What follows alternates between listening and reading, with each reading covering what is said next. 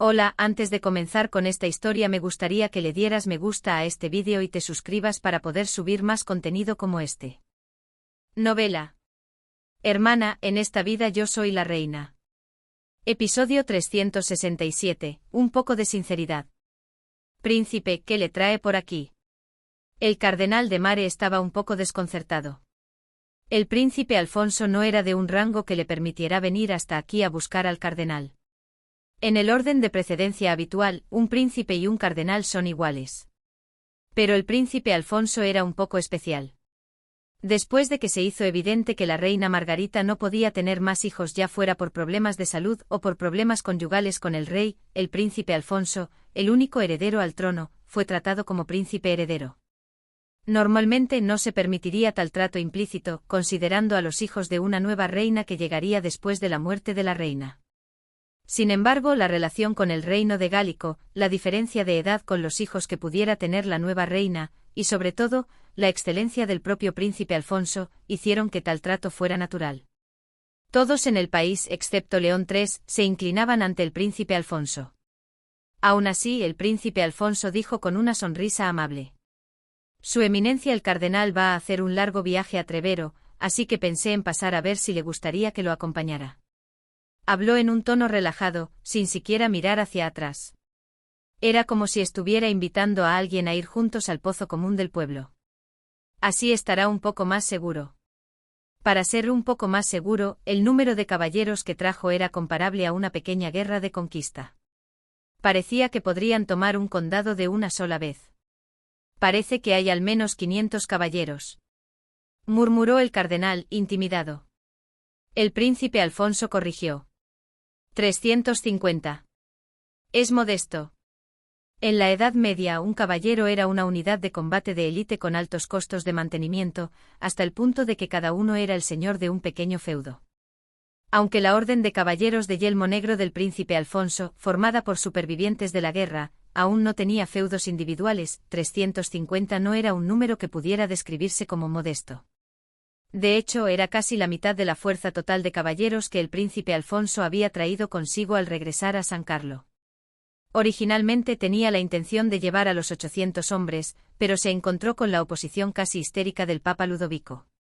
El Papa ha concedido el permiso de entrada. 800 caballeros pesados eran, de hecho, casi lo mismo que ocupar un ejército extranjero en su propio territorio. Era natural que al gobernante no le gustara. Pero el príncipe Alfonso respondió como si no fuera gran cosa. Era una condición de la visita. Bueno, tuvo que ceder.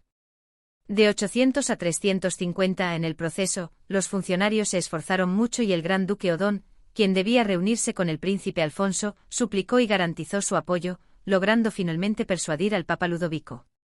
Era un talento hablar de un asunto tan grande como si no fuera nada. No alardear, a pesar de haber venido personalmente a buscar al cardenal, era una actitud en el mismo contexto. En cierto modo, era una postura muy relajada. Sin embargo, el cardenal de Mare era un viejo zorro y fácilmente adivinó lo que el príncipe pensaba al venir aquí. ¿Habrá venido a buscarme a mí?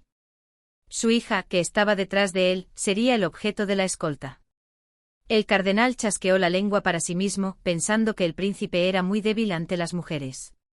Parecía haber olvidado por completo su propio pasado, cuando estaba obsesionado con Lucrecia. Aria.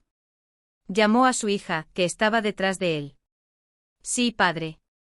Ariadne respondió secamente. A pesar de que el príncipe había ignorado las formalidades de manera poco convencional, y había traído a los caballeros solo por ella, su voz era tranquila. El cardenal de Mare chasqueó la lengua, pensando que él mismo habría saltado de alegría, pero al mismo tiempo, pensó que por eso su segunda hija era adecuada para el príncipe. Estaba vestida con un atuendo de gala para un largo viaje.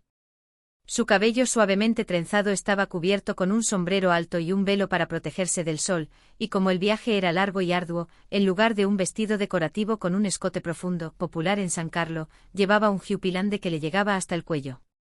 La segunda hija del cardenal de Mare destacaba entre los más de 400 hombres, incluyendo a los miembros de su familia, como si monopolizara la luz del sol. Era elegante y al mismo tiempo extremadamente atractiva, captando la atención de los demás. El cardenal se sintió orgulloso de nuevo. Dado que Su Alteza el Príncipe me hace una oferta tan amable, la aceptaré con gusto. Había preparado solo las carrozas de nuestra casa, pero seguramente habrá algunos artículos innecesariamente duplicados, como el heno para los caballos. El cardenal entrecerró los ojos para averiguar quién estaba a cargo de la logística por parte del príncipe Alfonso. Justo a tiempo, señor Manfredi se adelantó. Soy Antonio de Manfredi, su eminencia. Con una sonrisa amable. Pero el cardenal no mostró mucho interés en señor Manfredi y se dirigió directamente a Ariadne. Sí, discútelo con el señor Manfredi y déjalo a cargo de la orden de caballeros del príncipe. Aunque no parecía mostrar mucho interés, el señor Manfredi, cuya tensión aumentaba cuando aparecía un superior, exclamó con su habitual amabilidad. Me encargaré de todo. El señor Manfredi preguntó amablemente. Condesa, solo indíqueme por dónde ir. Yo me encargaré de todo. Los detalles probablemente los sabría el mayordomo Niccolo. El señor Manfredi escoltó a Ariadne y se fue a buscar al mayordomo. El cardenal de Mare, habiendo dejado a su hija, se dirigió al príncipe Alfonso. Su Alteza el Príncipe, ¿le gustaría dar un breve paseo conmigo hasta que estemos listos? Era una solicitud de audiencia privada. Alfonso miró fijamente al cardenal, que estaba de pie en la entrada, desde lo alto de su caballo. Era un clérigo anciano de pequeña estatura, pero el cardenal de Mare tenía una especie de aura. No sabía si era real o si lo sentía solo porque era el padre de Ariadne. Bueno, ¿qué importaba de qué lado fuera? El futuro yerno no estaba en posición de rechazar la solicitud de audiencia privada de su suegro. Saltó del caballo. Entonces, ¿caminamos un momento? Alfonso sugirió, entregando las riendas de su caballo a su escudero. El cardenal de Mare condujo al príncipe Alfonso al jardín trasero de la mansión de Mare. Aquí es. El rostro de Alfonso se sonrojó al reconocer el lugar. Era el mismo jardín trasero donde, borracho en el banquete del marqués Guattieri, había ido a buscar a Ariadne y había montado un escándalo. No hay mucho que ver, pero es el jardín trasero de nuestra casa. Es la primera vez que viene, ¿verdad? Ah, sí, bueno. Su conciencia le picó al escuchar la pregunta de si era la primera vez que venía. De hecho, no había venido solo una vez. La noche antes de partir hacia el reino de Gálico, se había colado por el muro ese día, incluso había entrado en la habitación de la señorita, y remontándose a su primera visita, el día que robó el primer beso de Ariadne, también había escapado por este jardín trasero.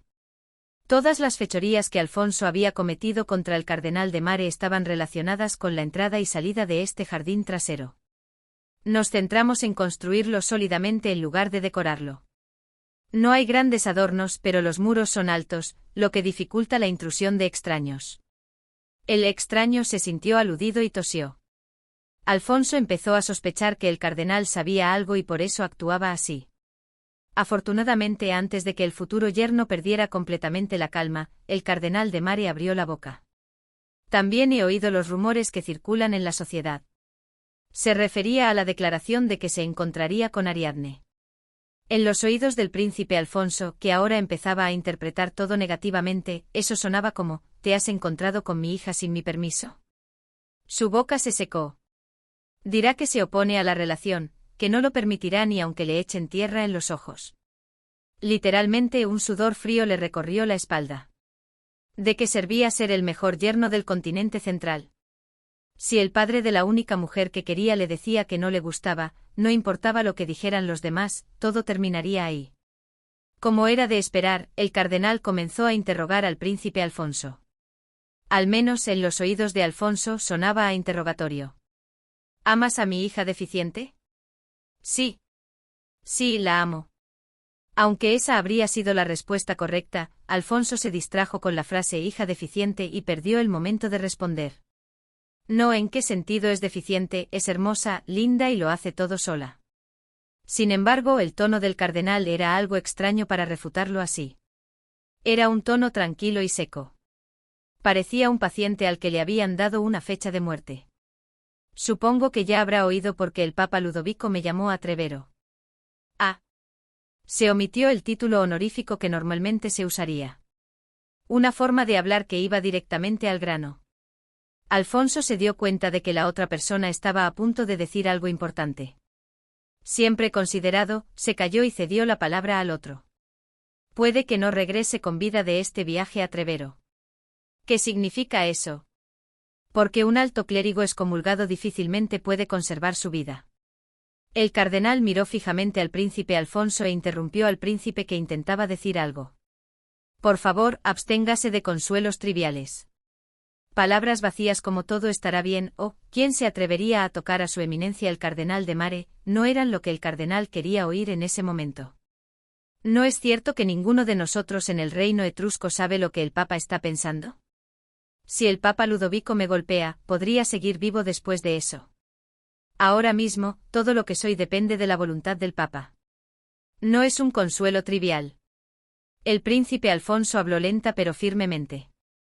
Me aseguraré de que no le ocurra ningún incidente desafortunado a su eminencia el cardenal. Los firmes ojos gris azulado de Alfonso miraron al cardenal de Mare. Yo lo garantizo. Era digno de confianza. Parecía entender por qué su hija había elegido a un príncipe cuya posibilidad de ser suyo era incierta, abandonando al duque César, que la esperaba con impaciencia, dejando el asiento de al lado vacío. El cardenal sonrió levemente. Parece que incluso a este viejo lo derretirá. No debería ser así.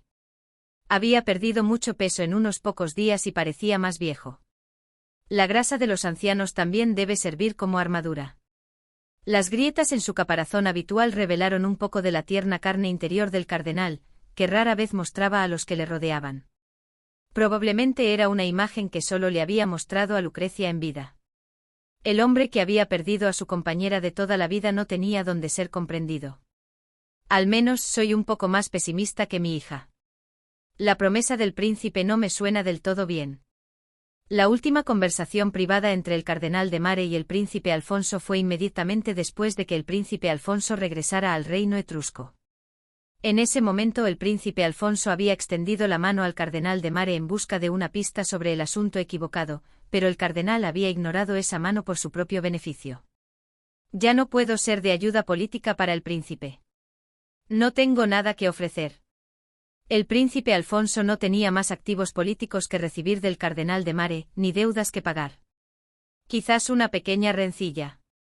Si soy excomulgado, la familia de Mare tampoco lo tendrá fácil. Por mucho que el dueño del título de condesa de Mare sea Ari, y yo sea una persona aparentemente ajena. El cardenal suspiró profundamente. Aparecerán acosadores de muchos lugares, y tampoco podrá ocupar un puesto de buena posición.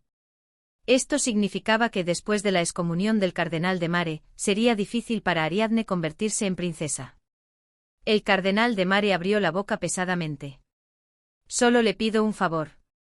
Incluso después de mi muerte, se hará cargo de mi hija.